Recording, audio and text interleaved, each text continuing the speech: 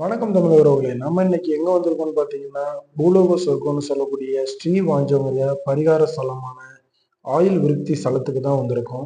ஆலயத்துல வலது பக்கமா இருக்கக்கூடிய இந்த குப்த கங்கா சமம்னு சொல்லக்கூடிய குளத்துல புனித நீராடினா, இங்க ஒரு முறை குளிச்சா காசியில 100 முறை குளிச்சதுக்கு சமம். அப்பேற்பட்ட குளத்துல புனித நீராடிட்டு நம்ம முதல்ல வணங்க போற தெய்வத்தை பாத்தீங்கன்னா, யமதர்மனும் சித்திரகுப்தரும் தான்.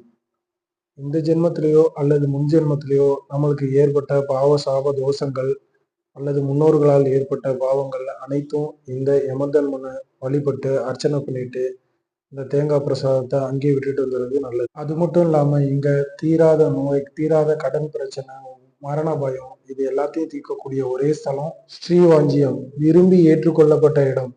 நீண்ட நாளா கணவன் மனைவிக்குள்ள இருக்கிற பிரச்சனையும் இங்க 11 பிரதோஷம் வந்துட்டு போனாலே நிவர்த்தி ஆயிடும். ஐயா வாஞ்சிநாத பெருமான தரிசனம் பண்ணிட்டு பிரகாரத்தை சுத்தி வர்றப்ப மகிஷாசுர மர்தினின்னு இருக்கக்கூடிய நம்ம அம்பாளை தரிசனம் பண்ணா நமக்கு தடையா இருக்கக்கூடிய செய்வினை கோளாறு ஏவல் அனைத்தும் இங்க போனா சரியா. மகிஷாசுர மர்தினியை தரிசனம் பண்ணிட்டு ஒரே கல்லாலான ராகு கேது நரம்பு பகவான் 2 பேரையும் தரிசனம் பண்ணிட்டு கடைசியா நம்ம மங்களாம்பிகை தயாரை வணங்கிட்டு வந்தாலே இந்த பிறவிக்கான நம்ம முழு பயனையும் அடைஞ்சிட்டதா அர்த்தம். இது போல யூஸ்ஃபுல்லான வீடியோஸ் போடுற இது நம்ம போஸ்ட்ங்கிற யூடியூப் சேனலை சப்ஸ்கிரைப் பண்ணிட்டு இன்ஸ்டாகிராம் பேஜை ஃபாலோ பண்ணுங்க.